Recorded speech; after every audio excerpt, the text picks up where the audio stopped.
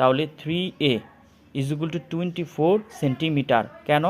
আমরা জানি বৃত্তের পরিধি এখানে বের করে রাখছি যে 24 পাই সেন্টিমিটার। এখন এ দ্বারা আমরা এটাকে ভাগ করে দিব,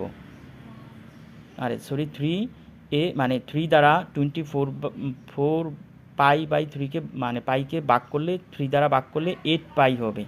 তার মানে এর মান হচ্ছে 8 পাই সেন্টিমিটার।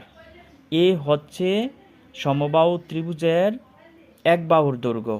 সুতরাং আমরা জানি সমবাহু ত্রিভুজের ক্ষেত্রফল √3/4a²। তাহলে √3/4 এর পরিবর্তে 8 pi whole square, √3/4 8 pi whole square মানে 64 পাই স্কোয়ার। তার মানে এই 4 দ্বারা এই 64কে ভাগ দিলে হবে 16 √3 পাই স্কোয়ার বর্গ সেন্টিমিটার। এটা হচ্ছে সমবাহু ত্রিভুজের ক্ষেত্রফল। আমরা সমবাহু ত্রিভুজের ক্ষেত্রফল বের করছি কেন? কারণ প্রশ্নে বলা হয়েছে যে বৃত্তটির ক্ষেত্রফল এবং সমবাহু ত্রিভুজের ক্ষেত্রফলের অনুপাত বের করতে। তাহলে আমরা সমবাহু ত্রিভুজের ক্ষেত্রফল পেয়ে গেছি। এখন আমাদের দরকার বৃত্তের ক্ষেত্রফল। আমরা জানি বৃত্তের ক্ষেত্রফল হচ্ছে πr²। মানে এটা বৃত্তের ক্ষেত্রফলের সূত্র। পাই মানে পাই, আর মানে এই যে তুমি একটু আগে এখানে বের করে রাখছো, ওই যে বৃত্তের ব্যাস ডি মানে 24 মানে ব্যাসার্ধ হচ্ছে আর, 24কে 2 দ্বারা ভাগ দিলে হবে 12 সেন্টিমিটার। এটা হচ্ছে আর, তার মানে আর 12² মানে 144 পাই বর্গ সেন্টিমিটার। সুতরাং প্রশ্নে যে শর্তে বলা আছে তাদের ক্ষেত্রফল, কার ক্ষেত্রফল? বৃত্তের ক্ষেত্রফল অনুপাত সমবাহু ত্রিভুজের ক্ষেত্রফল। তাহলে বৃত্তের ক্ষেত্রফল আমরা পাইছি 144 পাই অনুপাত মানে 16√3 পাই স্কোয়ার।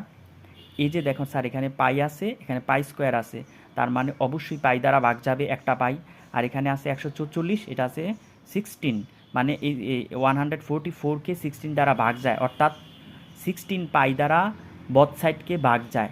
ভাগ দিলে 16 দ্বারা ভাগ দিলে এখানে হবে 9, পাই চলে যাবে অনুপাত, আর এখানে √3 থাকবে, পাই থাকবে। এখন আমরা এটা তো অনুপাত মানে ভাগাকারে আছে স্যার, এটার এই √3 পাই মানে হরে আছে। আমরা সাধারণত হরে কোনো রোটোবার বা যে কোনো রোটোবার যুক্ত সংখ্যা রাখি না, তার জন্য আমরা এই 9কে লেখা যায় 3 × 3, আবার 3কে লেখা যায় 2√3। তাহলে আর আছে 3 অনুপাত √3 পাই।